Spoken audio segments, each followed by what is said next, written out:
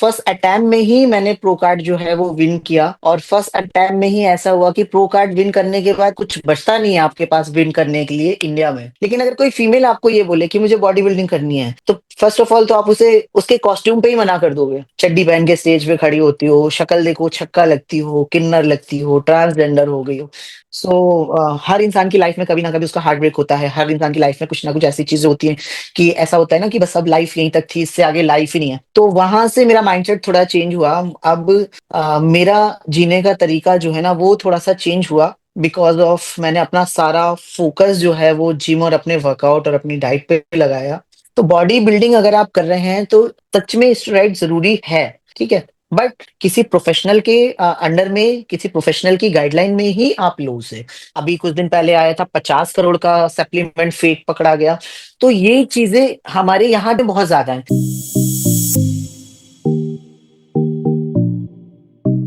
नमस्कार दोस्तों, आप देख रहे हैं टॉक्स विद विवेक रनियाल और मैं हूं विवेक शर्मा। आज हम बेहद खास सफर पर निकलने वाले हैं। एक ऐसा सफर, यहां मेहनत, डेडिकेशन, सेल्फ कॉन्फिडेंस की कहानी है। एक ऐसे सफर पर यहां पर हमारे मेहमान हैं IFBB एथलीट नंदिता शर्मा जी, जो महिला बॉडी बिल्डिंग में हैं और एक अपनी अलग पहचान बना चुकी हैं। नंदिता जी ने ये थैंक यू। सफर में लाखों लोगों को ट्रेन भी करा है, मोटिवेट भी करा है। और ये चुनौतीपूर्ण सफर है। आप सभी जानते हैं, body building is not a easy game. Playing with iron is not a easy game. आज हम उनसे जानेंगे कि उनका सफर कैसा रहा, क्या क्या चैलेंजेस उनको आए, एक मेल डोमिनेटेड गेम में उन्होंने अपना सफर कैसे शुरू किया। इस सभी चीजों के बारे में जानेंगे। सबसे पहले मैम, आपका स्वागत है टॉक्स विद विवेक रंजाल में। Thank you sir, thank you Vivek ji, thank you so much कि आपने मुझे इनवाइट किया और आज मैं आपके सामने हूँ। Thank you so much. Thanks a ton, आपने मैम टाइम दिया। मैम, सबसे पहले एक ऐसी गेम, सभी ये कहते हैं कि आयरन के साथ खेलना आसान नहीं है, उसमें आना और इट्स उसमें ट्रू। प्रोफेशनली परस्यू करना, ये आपको क्या मोटिवेट करा और आप इस पे कैसे आप इनमें आए, इस चीज में आए? सर फर्स्ट ऑफ ऑल तो जो भी चीजें हुई और जो भी चीजें मैंने की, ये बहुत कम टाइम में की। मतलब IFBB प्रो बनना लोगों का सपना होता है। मैं देख रही हूँ कि लास्ट 8-8 9-9 साल से, 10-10 साल से लोग पार्टिसिपेट कर रहे हैं और अभी तक प्रो कार्ड नहीं जीत पाए हैं। और मेरे लिए बहुत बड़ी बात थी कि फर्स्ट अटैम्प्ट में, मतलब फर्स्ट टाइम मैंने ये शो खेला और फर्स्ट अटैम्प्ट में ही मैंने प्रो कार्ड जो है वो विन किया। और फर्स्ट अटैम्प्ट में ही ऐसा हुआ कि प्रो कार्ड विन करने के बाद कुछ बचता नहीं है आपके पास विन करने के लिए इंडिया में। जी। आप सिर्फ बाहर ही पार्टिसिपेट कर सकते हैं, इंटरनेशनल। इंडिया में पार्टिसिपेट नहीं कर सकते क्योंकि हमारी कैटेगरी नहीं होती। तो जी। This is one of the biggest title in India. ये बहुत बड़ा टाइटल है इंडिया के लिए। सो पहले तो मैं सभी लोगों को दिल से थैंक यू बोलती हूँ, जितने भी लोग मेरे साथ जुड़े हुए हैं, जितने भी लोग मुझे प्यार करते हैं, मुझे सपोर्ट करते हैं, उन सबको दिल से मेरा थैंक यू है। और शायद आप लोगों ने मुझे इतना मोटिवेट किया तब मैं आज यहाँ इस मुकाम पे पहुंची हूँ। मैं ये नहीं कह रही हूँ कि सब कुछ मैंने ही किया है। आपके आसपास आपके दोस्त, आपके कोच, आपका गुरु, सबकी मेहनत होती है आपके पीछे, ठीक है। और जब मैं इस लाइन में आई थी तो मैंने तो खैर कभी सपने में भी नहीं सोचा था कि मुझे बॉडी बिल्डर बनना है। बट हाँ, लाइफ में कुछ ऐसी ट्रेजेडी हुई, एक्सीडेंट हुए और हाथ पैर भी फ्रैक्चर हुए कई बार। तो मैंने सिर्फ अपने आप को फिट रखने के लिए जिम ज्वाइन किया था कि मुझे अपने आप को ठीक करना है, क्योंकि आफ्टर प्लास्टर जब कटता है आपको मालूम है कि बहुत दिन तक आप ठीक से काम नहीं कर पाते।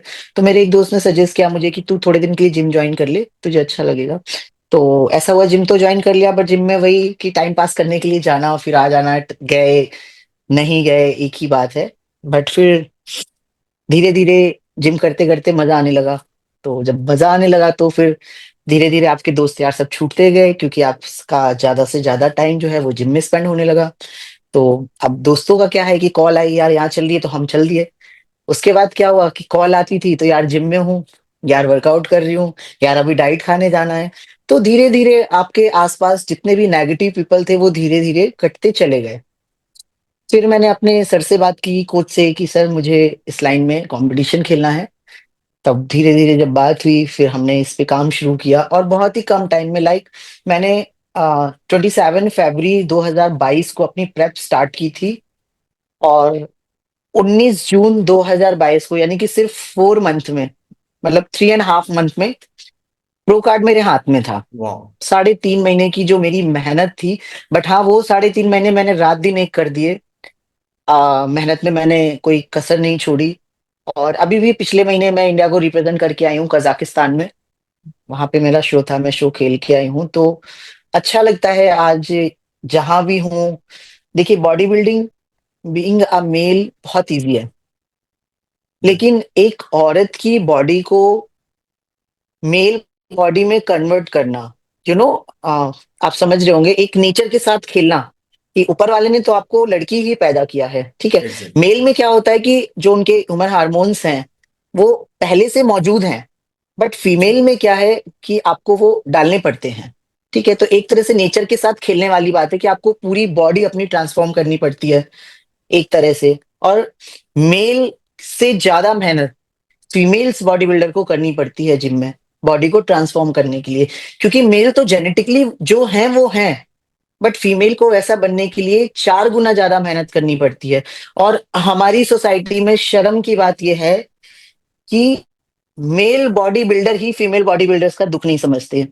वो ही उन्हें गंदे गंदे कमेंट्स करते हैं सोशल मीडिया पे, और पब्लिक इस बात को नहीं समझती, जो कि लोग कहते तो हैं बेटी बचाओ बेटी पढ़ाओ, लेकिन उस चीज पे काम कोई नहीं करना चाहता। ठीक है, एक डोमिनेटिक वुमेन अगर किसी के सामने खड़ी होती तो उसे कोई नहीं देखना चाहता। ठीक है, अगर आपको कोई मेल आके ये बोले आपके घर में कि मुझे बॉडी बिल्डिंग करनी, तो आप कहेंगे हाँ करो, ठीक है, क्यों नहीं। लेकिन अगर कोई फीमेल आपको ये बोले कि मुझे बॉडी बिल्डिंग करनी है, तो फर्स्ट ऑफ ऑल तो आप उसे उसके कॉस्ट्यूम पे ही मना कर दोगे।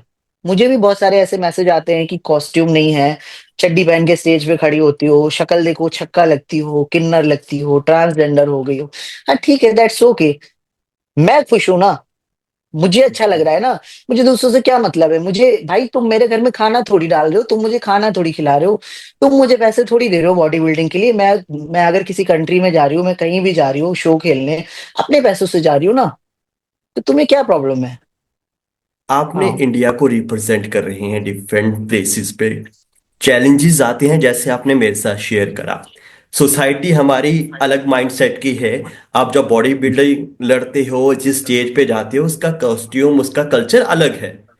उसको अलग है, समझना, मानना पड़ेगा कि अगर हमें वहां पे इंडिया को रिप्रेजेंट करना है, हमें पहनना पड़ेगा। वो माइंडसेट से पड़ेगा, निकलना पड़ेगा।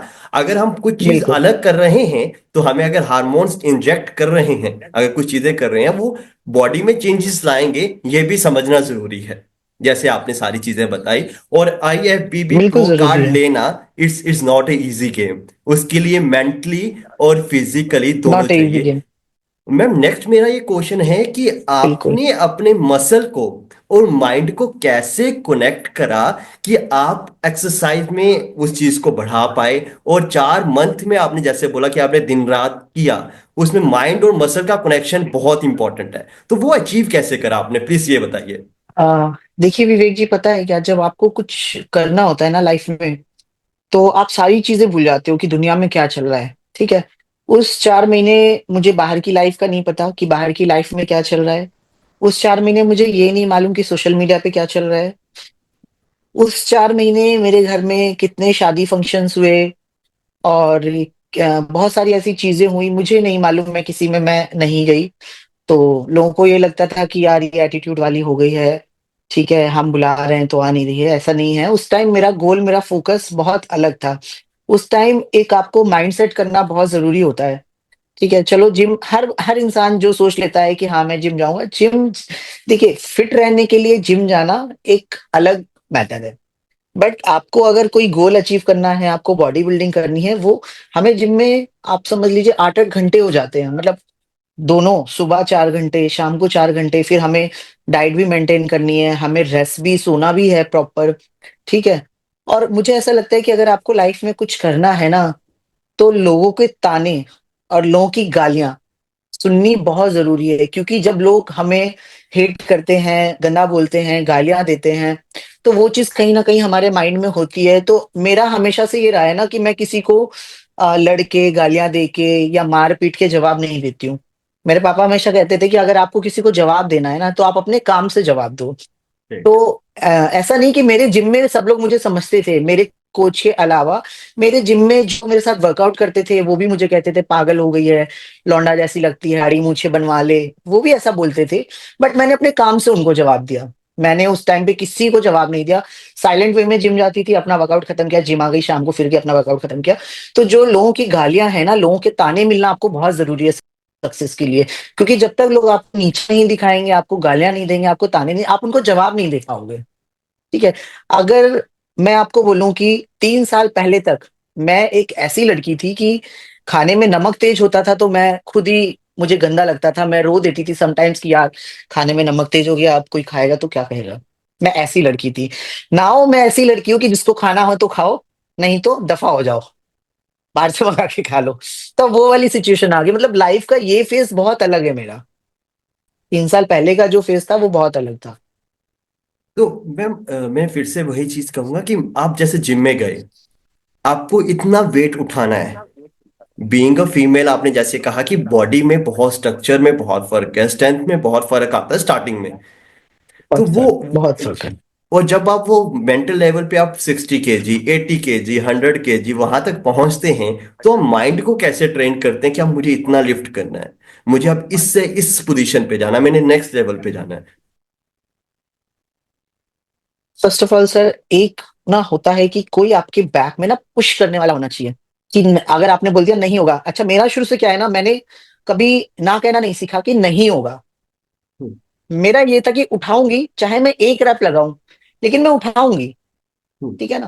तो जी। एक तो वहां मेरा माइंड सेट था कि मैंने कभी ना नहीं किया। अगर मेरे कोच ने बोला बेटा तुझे 100 मारने हैं, तो चाहे मैं 99 मारूंगी, लेकिन मैं मारूंगी जरूर, मैं अपना 100% कोशिश जरूर करूंगी।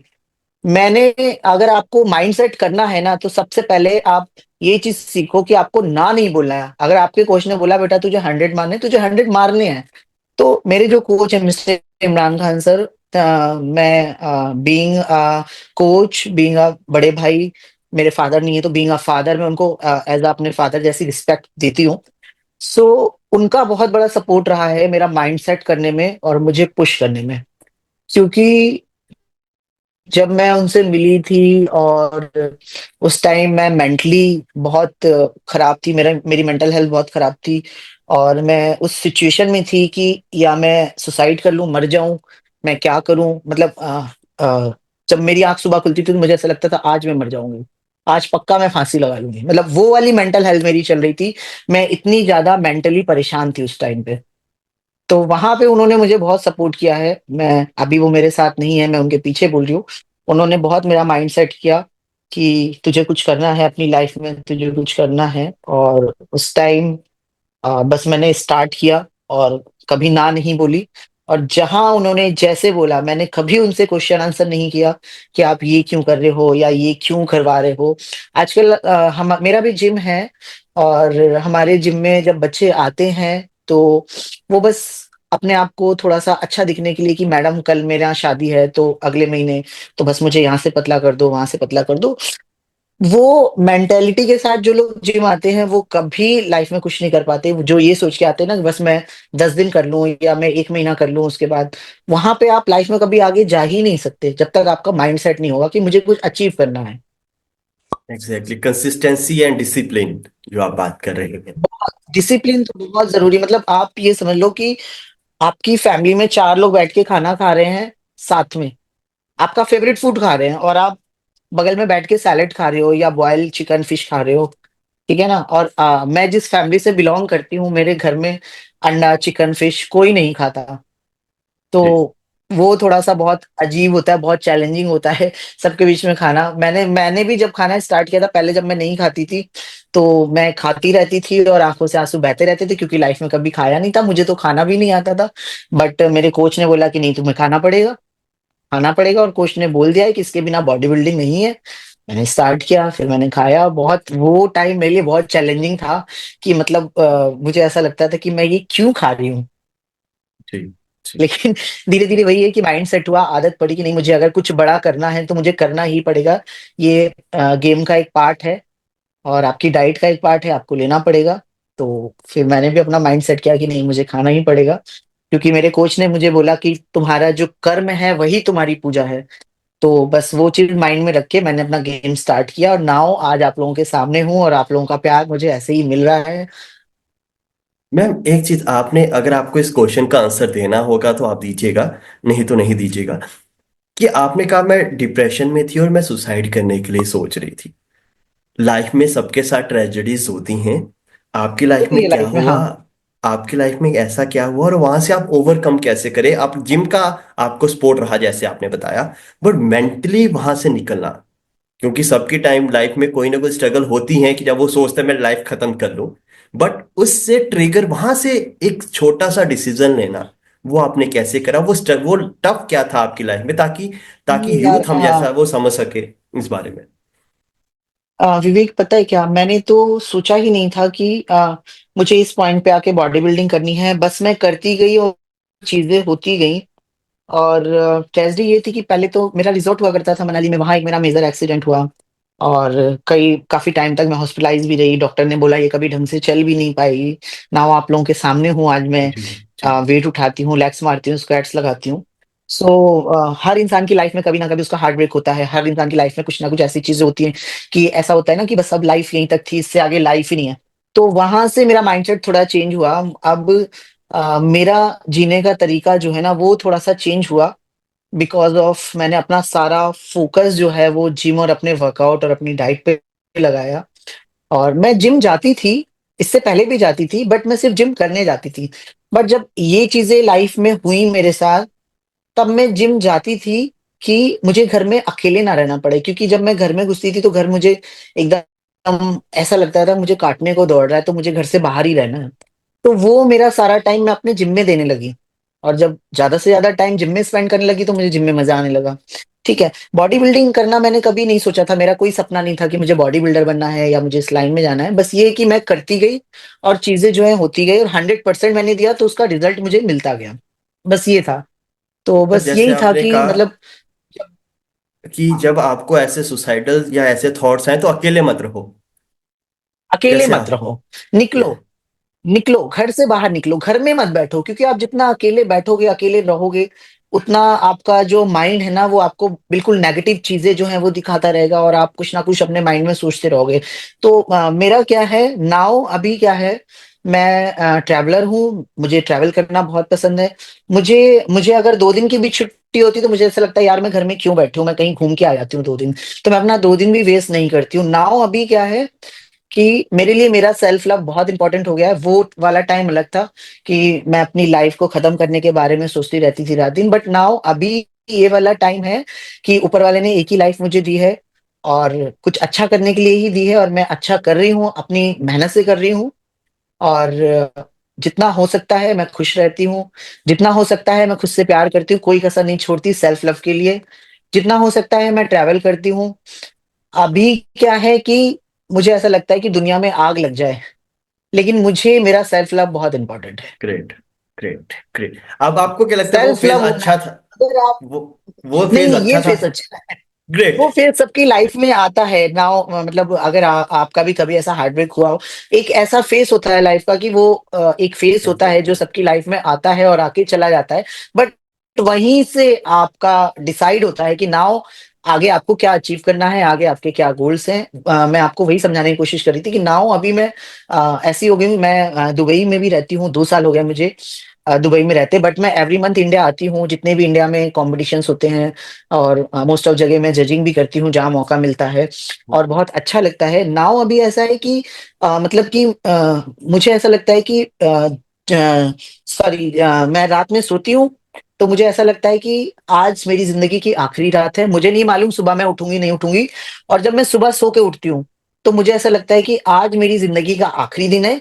तो मेरा जो आखिरी दिन है वो मुझे जीना है। अब वो आपको डिसाइड करना है कि आपका जो आखिरी दिन है वो आपको नेगेटिविटी में जीना है या पॉजिटिविटी में जीना है। हाँ।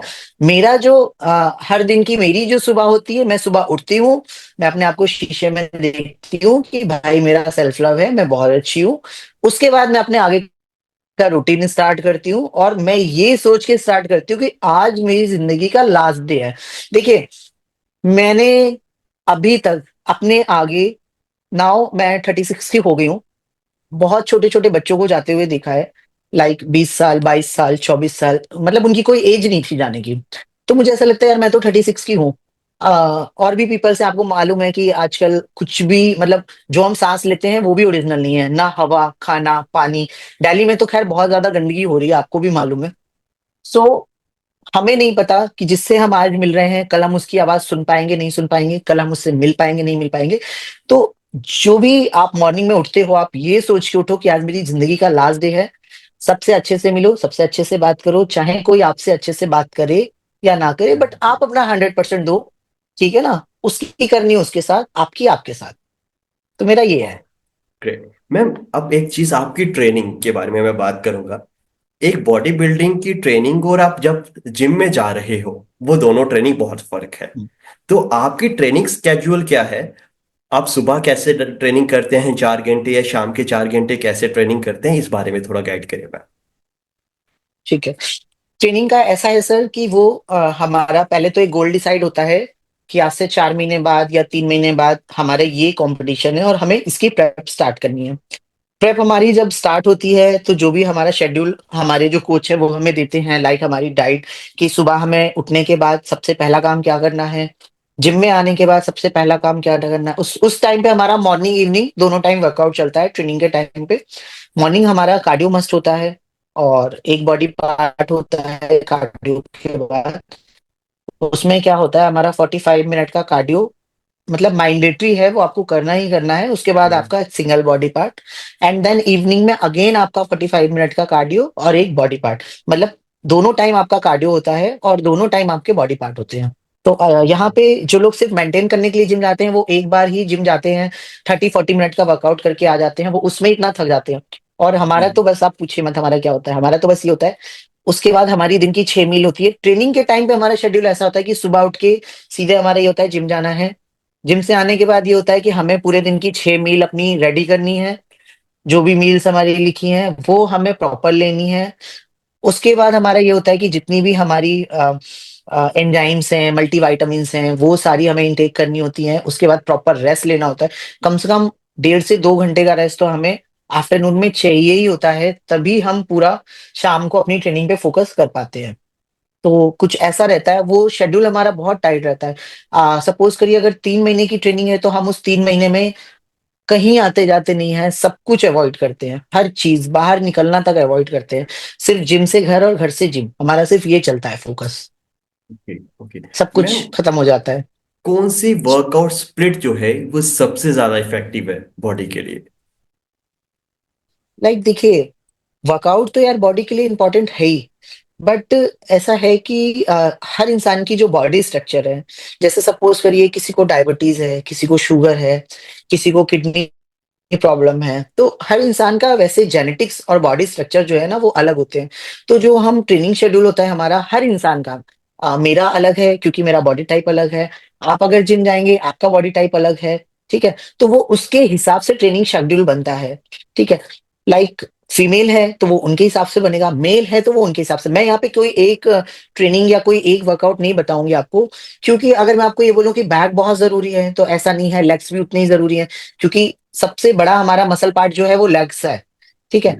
लेग्स, आपकी पूरी बॉडी का वेट जो उठा रखा है वो लेग्स ने उठा रखा है, तो मेरे हिसाब से लेग्स तो बहुत इंपॉर्टेंट पार्ट है ट्रेनिंग का। जैसे मैं अभी 2 बार ट्रेन करती हूँ, नॉर्मल जो बच्चे जाते हैं वो एक ही बार हफ्ते में ट्रेन करते हैं। बट जब हमारा एग्जैक्टली। ट्रेनिंग शेड्यूल चल रहा होता है कंपटीशन का, तो हम हफ्ते में तीन तीन बार भी ट्रेन करते हैं, 4 बार भी ट्रेन करते हैं पीक टाइम में।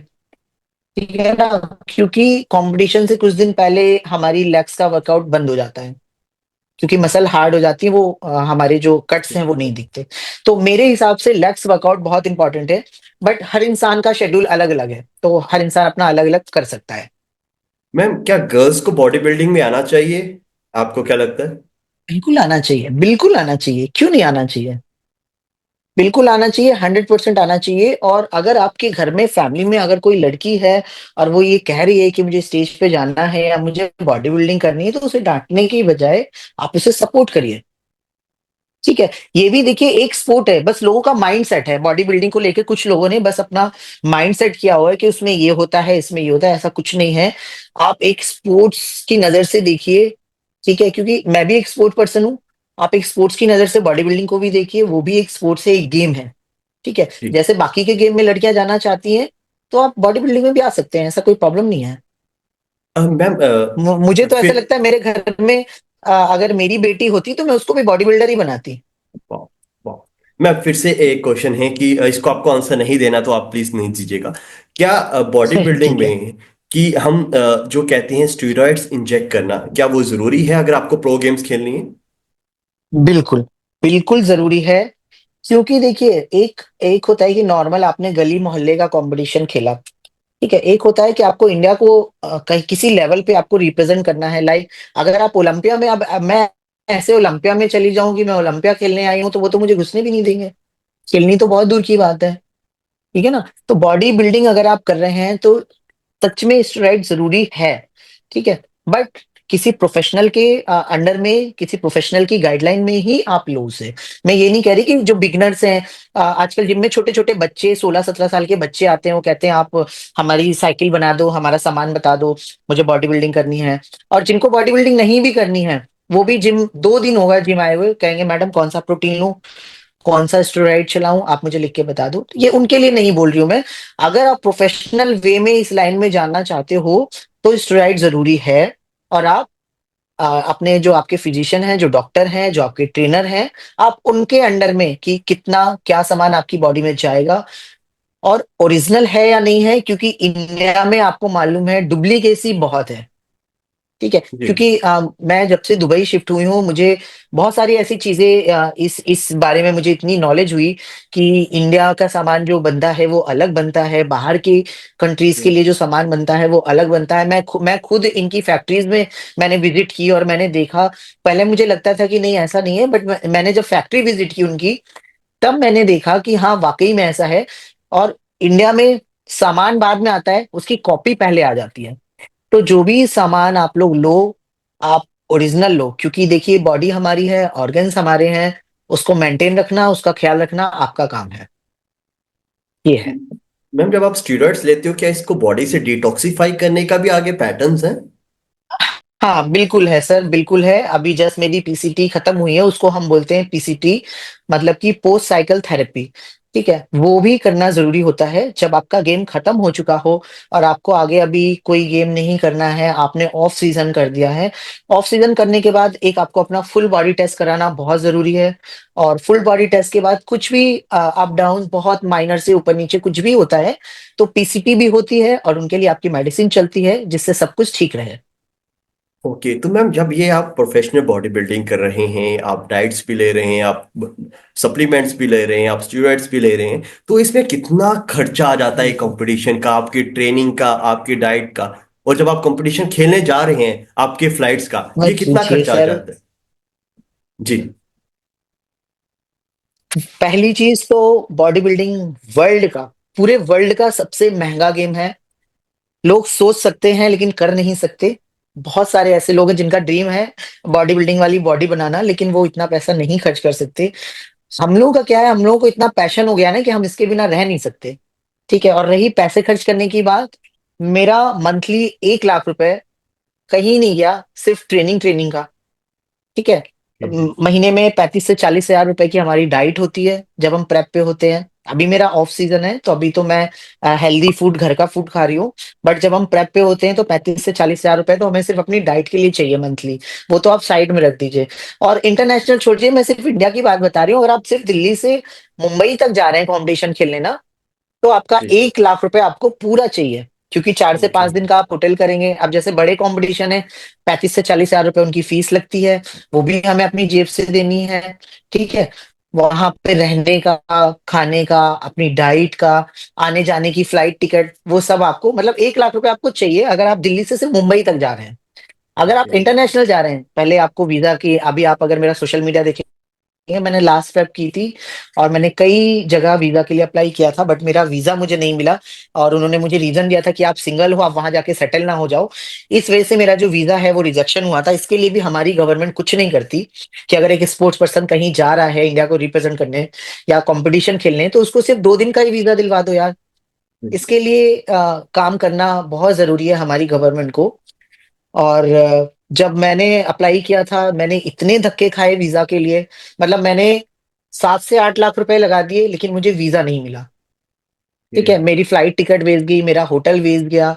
मेरी पूरी जो मैंने 4 से 5 महीने प्रेप की थी, आप समझ लिए 14 से 15 लाख रुपए मेरे जो है वो पूरे खराब हो गए।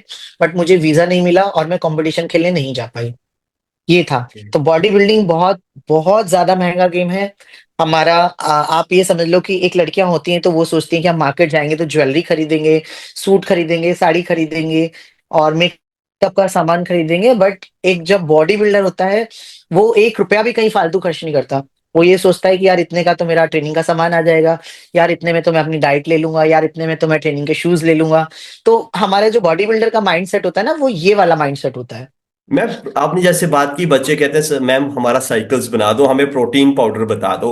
और आपने एक चीज भी बताया, इंडिया में जितने प्रोडक्ट हैं मैक्सिमम फेक बनते हैं, और इंडिया के लिए अलग प्रोडक्ट्स हैं, वर्ल्ड के लिए अलग प्रोडक्ट जाते हैं, रेस्ट ऑफ द वर्ल्ड के हाँ लिए। बिल्कुल तो बिल्कुल। तो आप कैसे, मैं प्रोडक्ट का नाम नहीं लूंगा, आप एक बच्चा, एक एथलीट कैसे जज करे, कैसे इस चीज को समझिए प्रोटीन अच्छा है, और किस एज के बच्चे को प्रोटीन लेना चाहिए, और अगर कोई एथलीट प्रैक्टिस कर रहा है तो कितनी देर के बाद उसको इस डाइट पे आना चाहिए प्रोटीन वाली। नहीं, मैं आपको बताती हूँ सर कि पहली चीज तो प्रोटीन लेने की कोई एज नहीं है। जरूरी नहीं अगर आप जिम में जाके वर्कआउट कर रहे हैं तो ही आपको प्रोटीन लेना है। आपके घर में अगर आपकी मदर है, वो एक हाउस वाइफ है, उनको भी प्रोटीन की उतनी ही नीड है जितना कि एक स्पोर्ट्स पर्सन, एक एथलीट को होती है। ठीक है ना?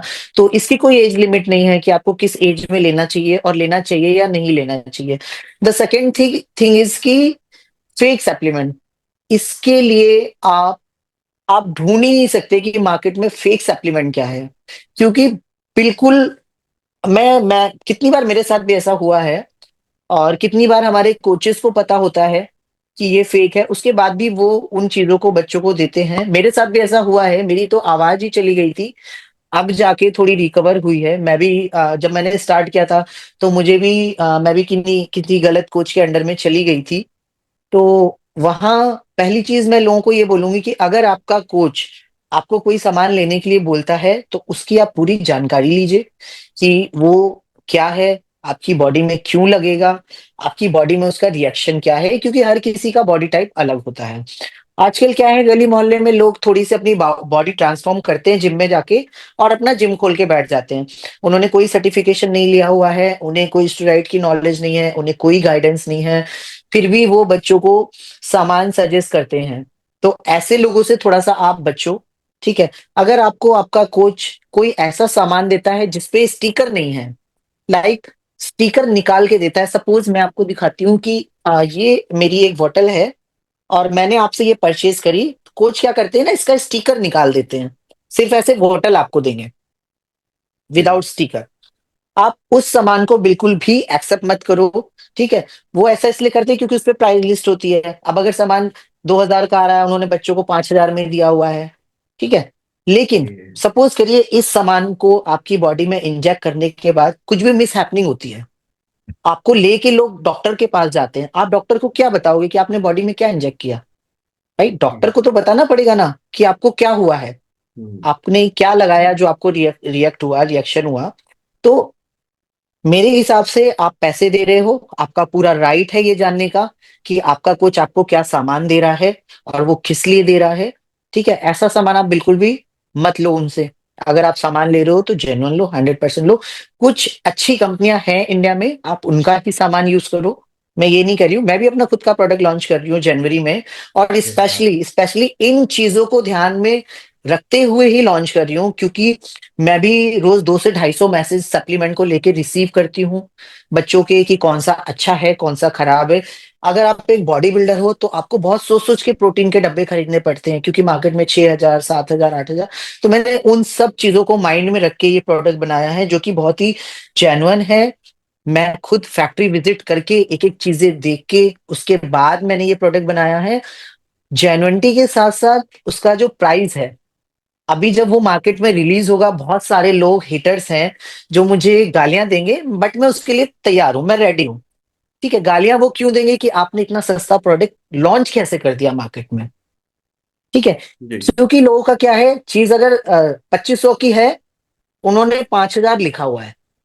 जी मेरे साथ यहाँ पे ऐसा नहीं। देखिए सर, मेरा पैसा कमाना कोई मोटिव नहीं है लाइफ में, क्योंकि मैं अपना हर दिन आखिरी दिन सोच के जीती हूँ। मुझे कोई सेविंग्स, मेरा अभी मैं आपको अपना अकाउंट डिटेल दिखाऊंगी, मेरी कोई सेविंग्स नहीं है। ठीक है, जो 2-4 हजार जो डेली के मेरे रूटीन में आते जाते रहते हैं, बस। मैं किसी को ट्रेनिंग देने की फीस नहीं लेती हूँ। ठीक है, मेरे जिम में अगर हम किसी फीमेल को किसी कंपटीशन के लिए तैयार करते हैं, हम उसके कोई कोई चार्ज नहीं करते हैं। ठीक है, मैंने आज तक सोशल मीडिया पे मुझसे अगर कोई बच्चा डाइट से रिलेटेड, सप्लीमेंट से रिलेटेड क्वेश्चन करता है, तो मैं कभी उसको अपनी प्राइस लिस्ट नहीं भेजती कि आप पहले ये फीस दो तब मैं आपको बताऊंगी, क्योंकि ये चीजें मैं भी फेस कर चुकी हूँ। ठीक है ना। जी तो बस ये है कि इंडिया में हर दूसरे दिन अगर आप सोशल मीडिया देखते हैं ना, तो आपको एक न्यूज मिलेगी, 7 करोड़ का सप्लीमेंट पकड़ा गया। अभी कुछ दिन पहले आया था 50 करोड़ का सप्लीमेंट फेक पकड़ा गया। तो ये चीजें हमारे यहाँ दिल्ली में बहुत ज्यादा है, क्योंकि आसपास की कम आसपास में उन्होंने फैक्ट्रियां लगाई हुई हैं, यहीं बनते हैं। हमारे दिल्ली में चांदनी चौक में है एक भागीरथी मार्केट, जहां बिल्कुल पे बहुत बिल्कुल। ही इजीली फेक सप्लीमेंट मिल जाते हैं। आप वहां जाके बैठिए, आप उनसे बोलिए ऑन का प्रोटीन दो, अगर उसके पास नहीं भी होगा ना, कहेगा बस 5 मिनट बैठिए, मैं नीचे से लेके आ रहा हूँ। मेरी आंखों के सामने बंदा नीचे गया, उसने दूसरे प्रोटीन का कट्टा फाड़ा, ऑन के डब्बे में भरा, पूरा सील पैक करके लो जी ऑन। वो जो प्रोटीन उसने ऑन के डब्बे में भरा, वो उसने एक पैकेट में से निकाल के भरा, वो ऑन का प्रोटीन ही नहीं था। आप सोचिए, इतनी डुप्लीकेसी है मार्केट में। आप डब्बा सील पैक है, दैट्स मीन आप तो यकीन करोगे ना कि डब्बा तो पैक है यार, असली है। जी, इसका मतलब इवन बहुत सारी। जी जी बहुत इवन मैंने यहां तक देखा है कि लाइक ये बॉटल है, ये एक्सपायर हो जाएगी नेक्स्ट मंथ। ठीक है, जी लेकिन आपके पास इसके 50 डब्बे पड़े हैं अभी, अगर ये एक्सपायर हो गई तो कोई खरीदेगा नहीं, क्योंकि एक्सपायरी डेट हो जाएगी। थिनर से, मैंने अपनी आंखों से देखा है, थिनर से उसकी एक्सपायरी छुड़ाते हैं, उसके बाद उस पे नई डेट का स्टैंप लगाते हैं, और उन्हीं एक्सपायर प्रोडक्ट को वो आगे और बेचते हैं। आप सोचिए कि पब्लिक, लोगों की जान की ना हमारे यहाँ पे कोई वैल्यू नहीं रह गई है। आप देखिए, 50-50 साल के लोग मर रहे हैं, 50-50 साल के लोगों को हार्ट अटैक आ रहा है। आप देखिए, अभी दिल्ली में एयर पोल्यूशन इतना है, आप सांस नहीं ले पा रहे। ठीक है, अगर आप सांस ले रहे हैं तो, अगर आप सिगरेट नहीं भी पी रहे हैं ना, तो 10 सिगरेट पीने के बराबर आपको वो नुकसान कर रहा है। जी ठीक है, जी कोई भी फूड ओरिजिनल नहीं है, हर चीज में इंजेक्शन लगा के बड़ा कर रहे हैं। जी ठीक है, मैं चलो वेजिटेरियन वेजिटेबल्स फ्रूट्स की बात करूं तो वो भी इंजेक्शन लगा के बड़ा कर रहे हैं। अगर मैं नॉन वेजिटेरियन की बात करूं, तो चिकन वगैरह में भी छोटे छोटे बच्चों को इंजेक्शन लगा के बड़ा करते हैं कि वो 20 दिन में रेडी हो जाए। स्पेशली इन चीजों को देख के, मतलब आप ये समझ लीजिए कि बाहर का तो कुछ खाने का मतलब ही नहीं है। दिल्ली में इतना बुरा हाल हो गया है, इतना बुरा हाल। एग्जैक्टली लेकिन जब मैं निकलती हूँ, मैं देखती हूँ कि ऐसे 100-100 लोग मोमोज की लाइन में लगे हुए हैं। चाप, मतलब इतने गंदे तरीके से चापे बन रही हैं। लोग सोचते हैं कि वो सोयाबीन की है, लेकिन वो मैदा मैदा खिला रहे हैं वो आपको। लगे हुए हैं लोग खाने में, लगे हुए हैं। लोगों को अपने फ्यूचर की, आगे की लाइफ की, आफ्टर 30 सरवाइव करना दिल्ली में बहुत मुश्किल है। लोगों को इन चीजों से कोई फर्क ही नहीं पड़ रहा है, ऐसा हो गया है। लास्टली मैम, जो यंग गर्ल्स हैं या जितने भी लोग हैं जो बॉडी बिल्डिंग में आना चाहते हैं, उनको आप क्या मैसेज देंगे? सर, जितनी भी यंग गर्ल्स हैं, पहली चीज तो मैं उनको ये बोलूंगी कि तुम्हारा जो कैरियर है, अपना 100% उसमें दो। क्योंकि आज का जो टाइम है ना, वो मतलब ऐसा टाइम है ना कि तुम्हें किसी पे डिपेंड नहीं रहना है। ठीक है, तुम्हें किसी के ताने नहीं सुनने कि मैं तुम्हें खिला रहा हूँ। तो इस चीज पे फोकस करना बहुत जरूरी है। बाकी चीजें भी लाइफ में जरूरी है, तुम्हारा घूमना फिरना, खाना पीना, बॉयफ्रेंड हस्बैंड, सब कुछ जरूरी है। बट पहले आप खुद पे फोकस करो। आपका सेटल्ड होना बहुत जरूरी है।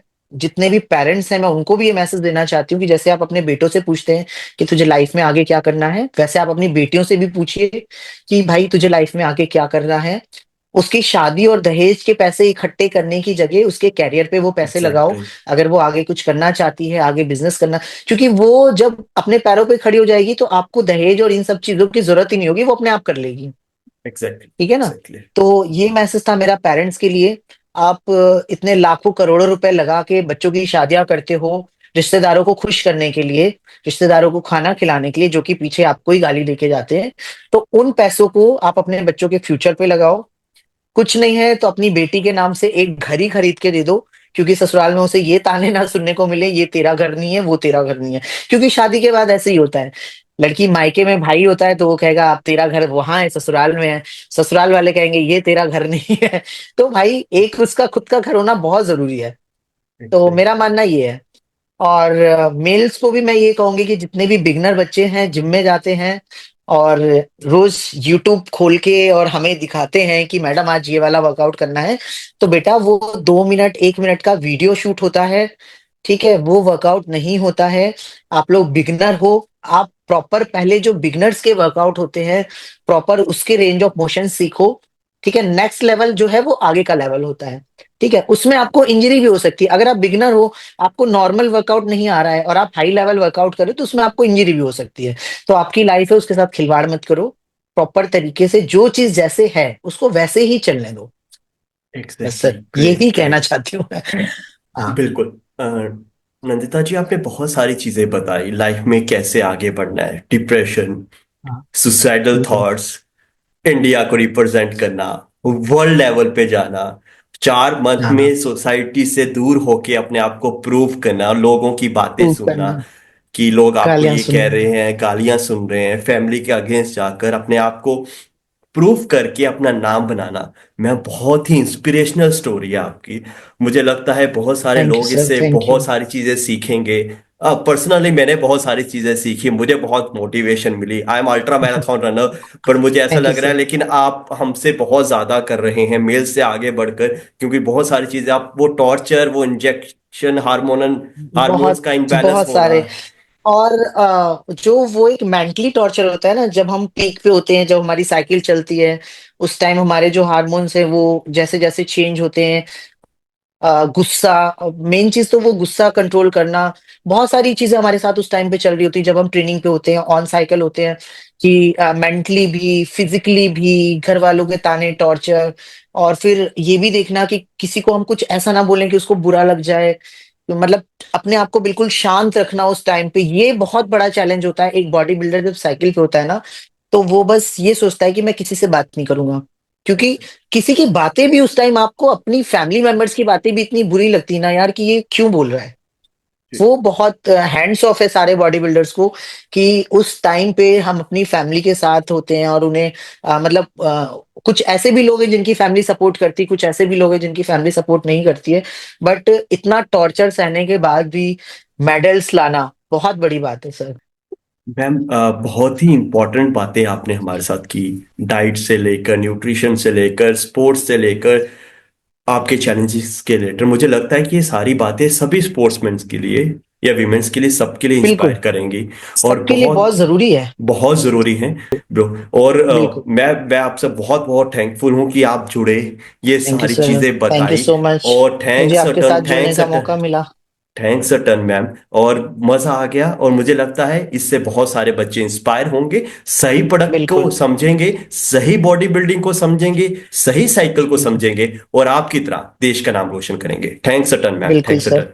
Thank you sir, thank you so much.